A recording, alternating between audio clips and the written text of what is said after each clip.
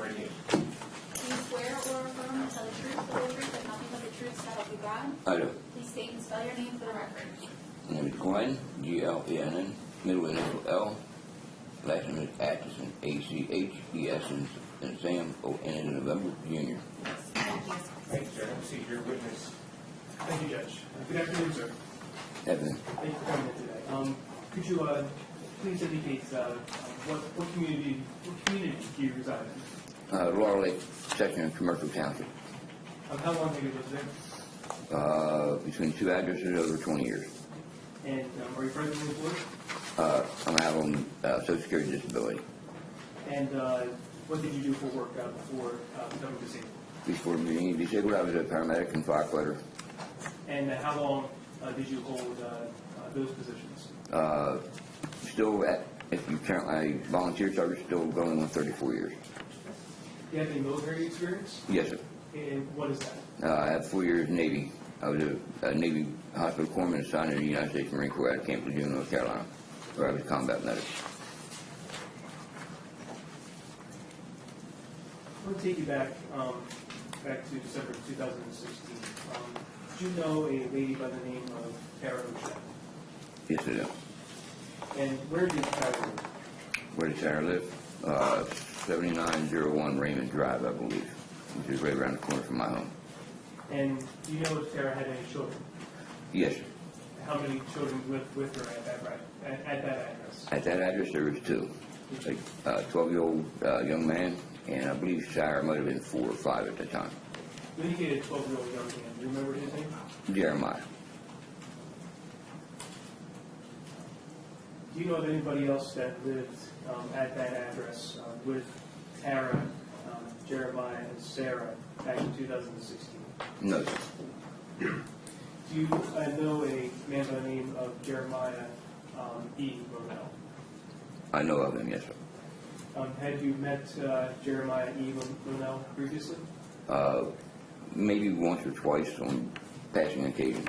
The last one, he was in a white pickup truck and tried to, well, almost hit myself and my oldest daughter walking down the road. Intentionally or not, I can't tell. Do you see Mr. Monell in the courtroom today? Yes, sir, I do. Can you please point him out to the jury and describe what he's wearing? Gentleman sitting over there to my left, black jacket, dark hair, speaking with the young lady just to her left. Let the record reflect that the witness identified the defendant. Thank you. Mr. Acheson, how well did you know Tara? I've known her very well. I've known her damn near 20 years. Would you often spend time with Tara? Yes, sir. And what would be some of the things you would, I'll save that for later possibly, but when you would spend time with her, would you have conversations? Yes. You also know a couple by the name of Crystal and James Greer. Yes, I do. And where do Crystal and James live? They live on the corner of Raymond Drive and Henry Street. Now, how far is that from Tara's house? From Tyra's house, probably 100 yards, 150 yards. And do you know if they have any children? They have one child. Her Do name you is have Bella. any? I'm sorry. Jimmy Crystal's child is named Bella. No. Now, do you yourself have any young children? Yes, I do. And what's the youngest? My youngest, he'll be 14 in September, so he just turned 13. And what's his name? His name is Glen Acheson Det, And, a.k.a. Turtle. I was about to say, he has a nickname? Turtle. Sure, okay. I'm going to take your attention back to December 18th, 19th of 2016. Where was your son that night from the 18th into the 19th? He was at Jimmy and Crystal Greer's house. You know why he was there? Yes, because that particular corner is the bus stop for the local school district. And all the kids tend to migrate to that particular bus stop. And on inclement weather, Jimmy and Crystal open their homes to keep the kids warm, keep them dry. So my son slept there. Again, they were friends of my family. So he slept there just because it was the previous school night. And where were you at that night from the 18th to the 19th? I was at my home which was probably about 100 yards north of where they were. Going to the morning of the 19th, do you recall about what time you woke up that morning? I was working approximately, I'll say, between 7:45 and 8 o'clock. What caused you to wake up that morning? I had a frantic phone call from my son Turtle. And without telling us what he had to say, what was your reaction to what he told you? I immediately hung the phone up and ran down to Tara's home at 7901 Raymond Drive. Had you already had plans for that day to see Tara? I had actually had plans for the evening before, the evening in question, Of the 18th? of the 18th. But those plans fell apart? That's correct. At some point, did you have so once you left your residence and you made your way down to 7901 Raymond, how long did it take you to get down there? Approximately about a minute and a half. And who did you meet once you got to that house? I met Miss Crystal Greer and Mr. Jimmy Greer. And at some point, did you enter the house? Yes, it did. James was gaining entry through what they considered the back door. The trailer sat long ways, and there were two doors. The one on the left they considered the back door. The one on the right considered the front door, which is one we use, regularly. So the one on the left side, that's the one that James entered? Correct. And once he got inside, what happened after that? He opened the front door, and that's when I entered the residence. I looked around and didn't see anything out of place. I looked down, and the only thing that caught my eye out of place was there was Sarah's comforter laying on the living room floor. And what did you think once you saw that comforter? From my past experiences, I didn't think anything good could come of it. Once you saw that blanket on the floor, the comforter on the floor, what did you then do? I then went to the upper right-hand corner, raised it just enough to where I could look in. What I saw was Miss Dyer's head was turned to the right. I saw minimal blood spatter up the side of her cheek. Eyes wide open, mouth wide open. Skin was pale, cold to the touch. Went to move the jaw and it wouldn't move. I went to reach for a pulse in the carotid area, and my finger went into a gaping hole. I immediately pulled the blanket back, told Jimmy to exit the residence, and Jimmy had been looking over my shoulder. He was on the phone with the 911 dispatcher. He dropped me the phone, and he went and exited the residence as he came in. I told the dispatcher what we had. I asked for a BLS and ALS ambulance to respond to the scene to do a pronouncement. Also asked for the crime scene unit and told them I was securing the residence and declaring it a crime scene until they could get there. You had mentioned that you didn't notice anything out of place. What made you think that?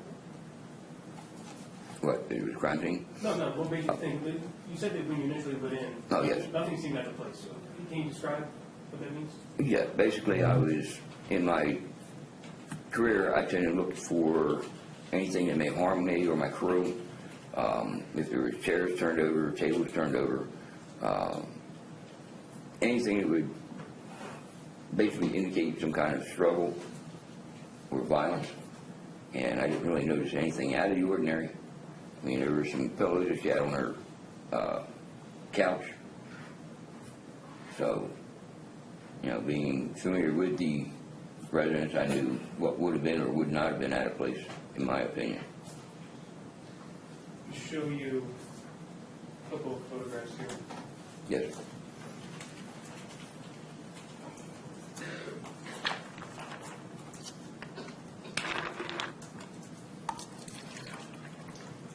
That's 77, which has been entered in evidence. Do you recognize what's depicted there in S77? Yes. Okay, and what is that? That would be the living room area, the sofa, and this would be the comforter. This would be a small, glass, it looks like a small pillow, a throw pillow.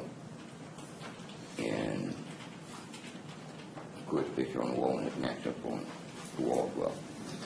I'll show you S78. Do you recognize what's depicted there in S78? Yes, I did. Okay, and what is in S78? That is the front door is open.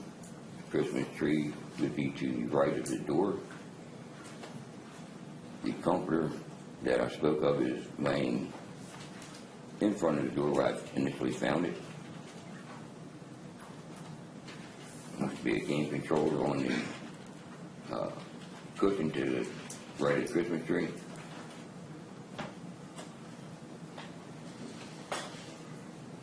Any further description needed? That's sufficient. Thank you very much. So I'm going to show you S76. So do you recognize what's depicted there in S76? Yes, And what is that?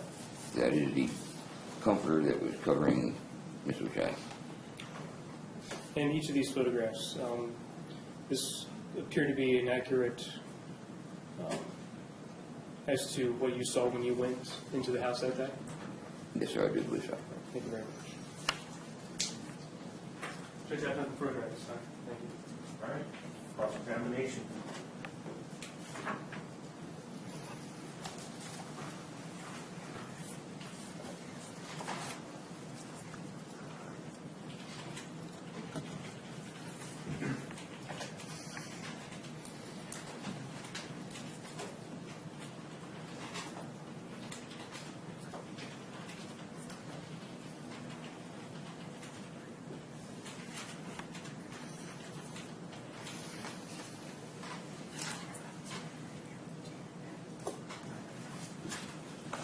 Mr. Acheson, is I understand that correctly? Close enough for government work. We'll go with that. What was your relationship with Tara? Very close family friend. I've known her since I moved into the lake. She used to transport my son at the time he was about 13, 12, as well as his friends up to the Franklinville skating rink every Friday. Prior to my accident in 2002, where my second wife passed away in it. So she's been in my life quite frequently. Okay.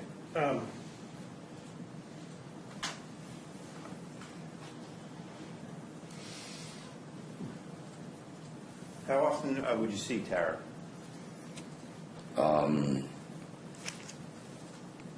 Since I moved into the Henry Street house, quite frequently, at least twice a day at the bus stop, and then interacted outside the bus stop at least 2 or 3 times a week. And you indicated that you're familiar with the house. How is it that you're so familiar with the house? I've been in residence several times on visits and, friendly matters. So who was there on the occasion when you visited?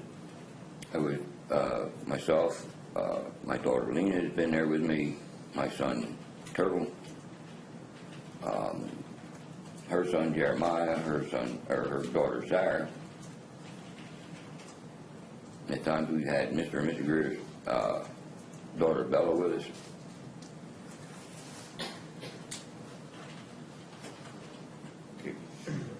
When you visited Tara socially, would you guys have drinks? Occasionally. It was not an everyday thing, but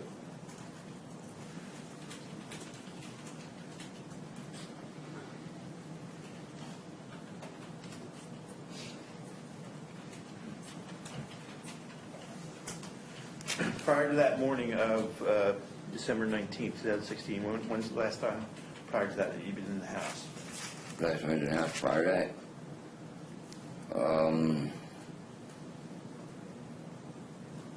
I'd have to say one day through the week. I'm not exactly sure which day that was because it was the holidays, so we were helping each other with presents and just socializing.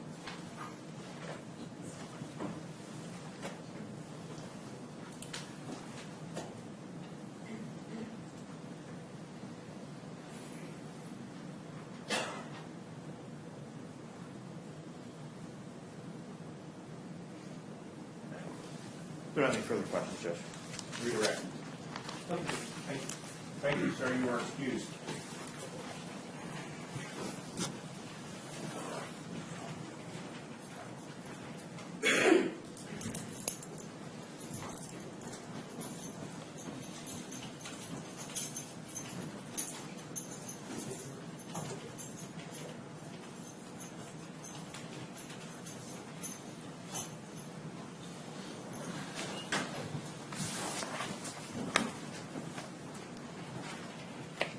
Sir, raise your right hand, please. Do you swear or affirm to tell the truth, the whole truth, and nothing but the truth so help you God? I do. Please state and spell your name for the record. Detective Matthew Hanlin, Hanlin.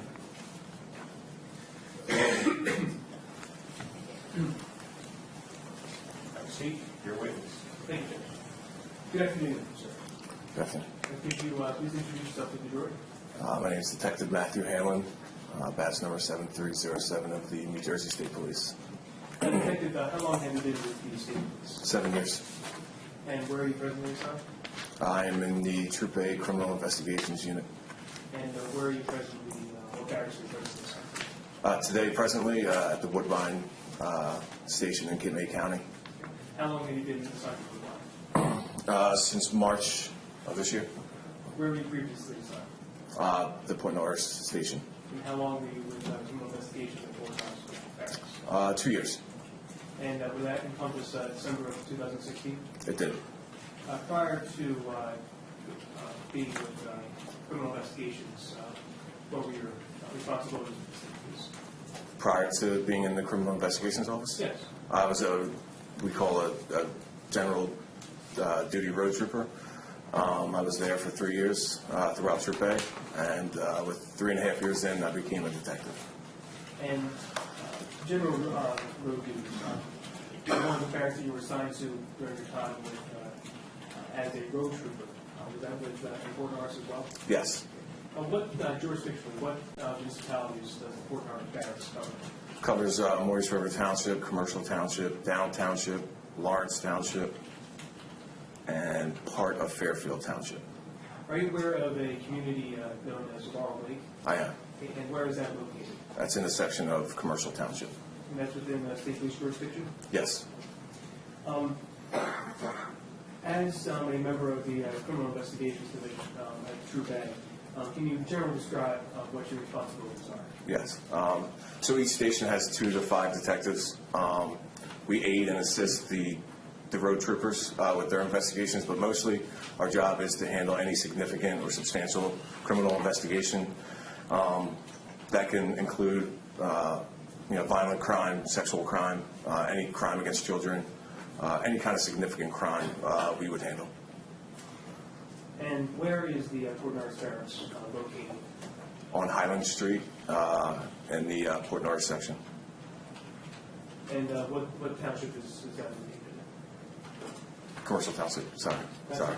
Back in December 2016, you became involved in the investigation of the homicide of Tara O'Shea. I did. Okay, how is it that you became involved in the investigation?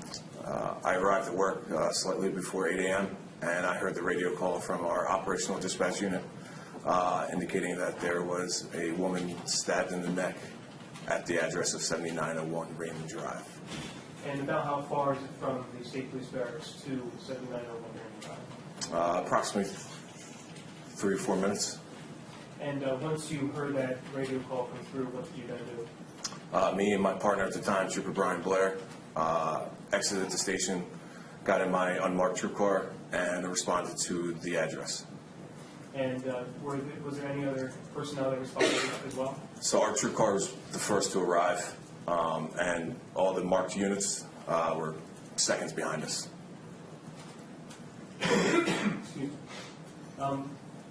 The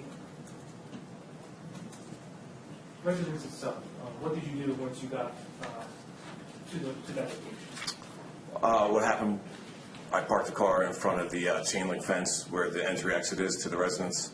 I saw a white male on the ports leading into the eastern entry exit door. I later identified him as Glen Acheson. I immediately told him to exit the property, which he did.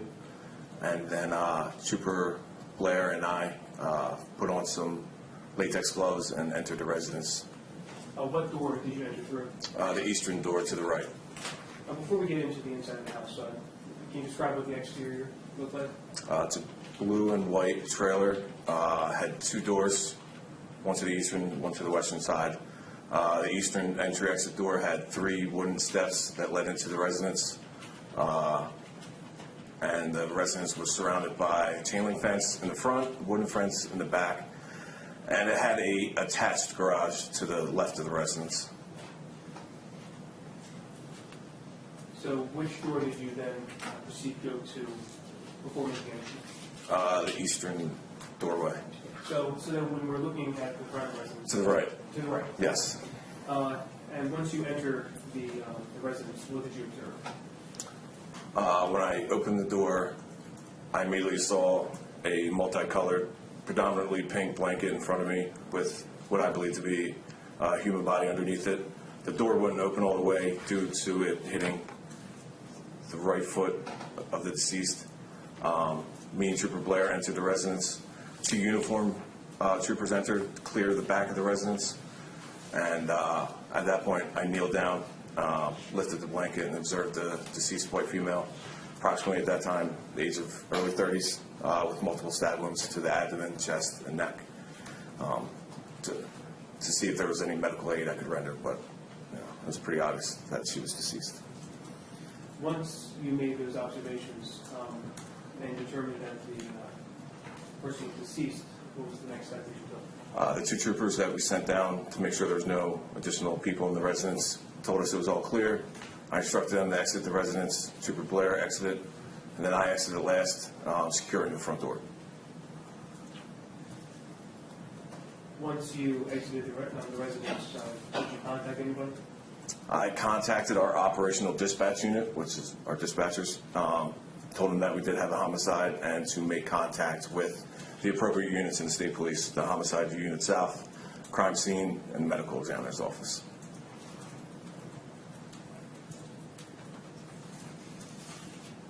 What was the next thing that you did after getting back to the state police barracks? Well, I'm still on, I use my troop car radio. Sorry. Okay. So I have a troop car. I have a radio in my troop car. Using that, I notified our dispatch that we had a deceased female as a result of a homicide, and to contact those agencies or those units that I just mentioned. Were there other agencies that responded to the scene? At that time, it was just my office, the Criminal Investigations Office, and the road troopers from the Port Norris Barracks. At some point, did other members of the state police arrive? Yes. When did that occur? Probably about 30 to 45 minutes later. Once they arrived on scene, were there any other investigative steps that you took while at the scene? While at the scene, I observed a white couple at the intersection of Raymond and Henry. It was later identified as Crystal Greer. She had waved me over, and speaking with her, she had informed me that 2 children had exited the residence, went to what she said was the bus stop, where I guess they catch the bus, and they informed her that... Objection. This was made. Without saying what she said, you Move spoke to strike the testimony. as you spoke with Ms. Greer, you obtained some information. Yes. What did you do after obtaining that information? It was learned that an investigative step I should take would be to speak to the son that had arrived at her residence or bus stop. Did you then speak with that individual? I did. After speaking with that individual, what did you then do? After speaking with him, Yes. I notified again using my troop car radio, requested dispatch to do a lookup on the defendant to get his DMV picture and information like that. And what were the results that you We were able to identify Jeremiah Monell, and also that he had a blue Chevy S10 pickup truck registered in his name. After obtaining that information, what did you then do? It was determined that I leave the scene and respond back to the Port Norris station to type the affidavit and search warrants for the residence, and the vehicle that was observed in the driveway of that residence. I forgot to mention that vehicle as well. What kind of vehicle was this driveway there? It was an SUV. It escapes me right now. Let's look at some of the photographs.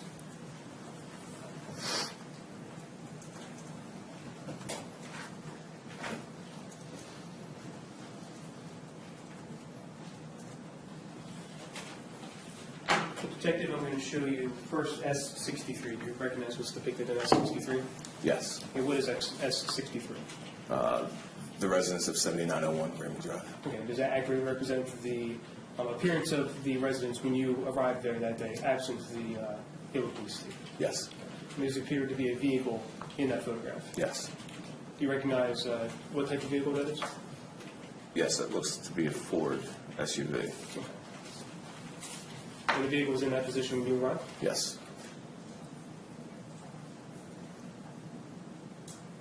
So after getting back to the State Police Barracks and after picking up that search warrant, was there anything else that you did that day in regards to the investigation?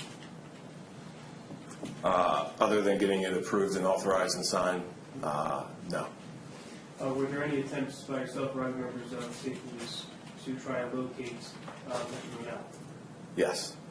And other than yourself, who else attempted to locate?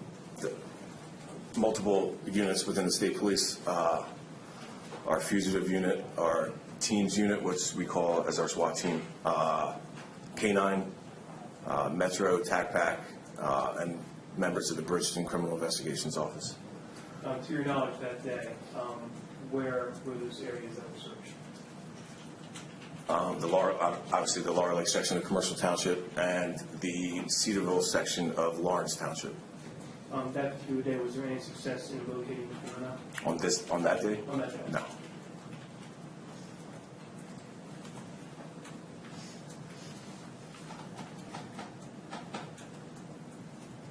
What was the next step that was done investigatively to attempt to locate Mr.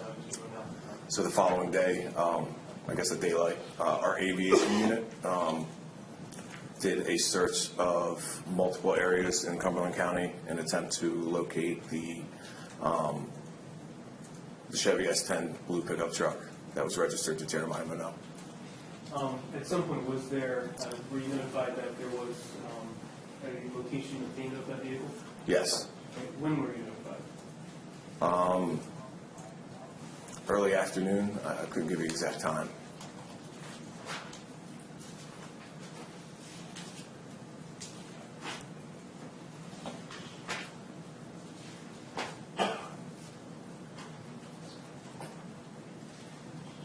Once you obtained notification that a truck was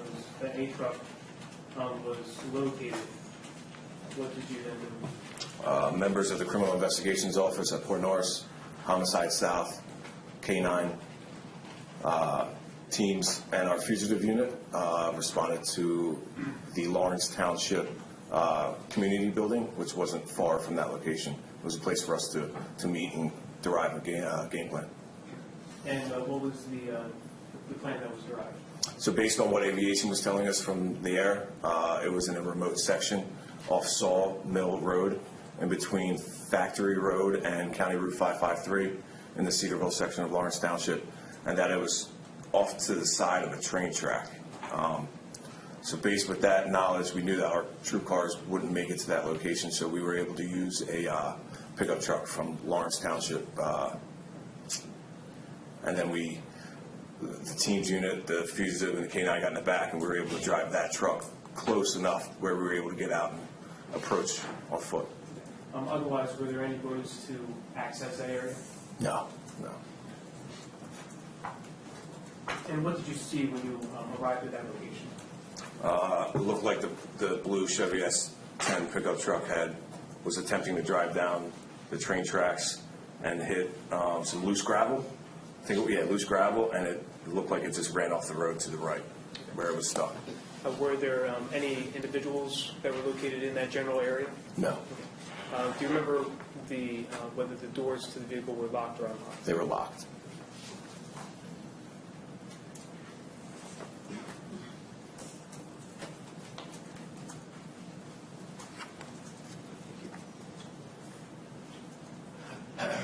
Detective, I'm going to approach you with several photographs. First is S138. You recognize what's depicted there in S138? Yes, that's the Chevy S10 pickup truck. And does that depict the area where you found that pickup truck? It does. And also in that photograph are some railroad tracks? Yes. I'd like to show you S139. You recognize what's depicted in S139? Yes, that same pickup truck. And what view of the pickup truck is that? It's the front of the pickup truck. And also S140. Ask you to take a look at that. You recognize what's depicted there in S130? Oh, I'm sorry, 140. Again, it's the same pickup truck, just a picture from the rear. Okay. And S141. That is a driver's side picture of the blue Chevy S10 pickup truck. In each of these photographs, does that accurately represent the location and condition of the truck when you first came upon it? Yes. Judge, I would ask that S138, 139, 140, 141 be entered as evidence. Objections? Yeah. Yeah. If you could describe what else was done that day after the truck was located. The pickup truck was eventually towed from that area and transported back to our Buna headquarters, where it would be processed later. But we focused a search of that extensive wooded area where we were able to locate that motor vehicle. And was there anything of evidential value or anybody located during that search? No. Can you approximate how many members of law enforcement were involved in that search? Over the course of that 24-hour search, I would estimate it to be between 50 and 75 troopers. And if you could describe the area that was searched. It's just a densely wooded area, not a lot of residences in that area, and like I said, it's just really thick, vast, wooded area.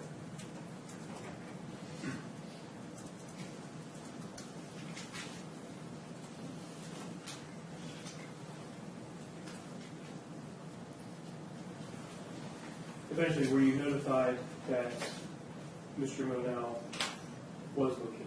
Yes. Do you recall where that was? Where he was located? Yes. Folsom Township, or Folsom Borough, Atlantic County.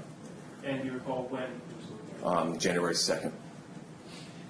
Judge, I have no further questions at this time. I'm not sure how All right, I we're going to, we're running out of time today.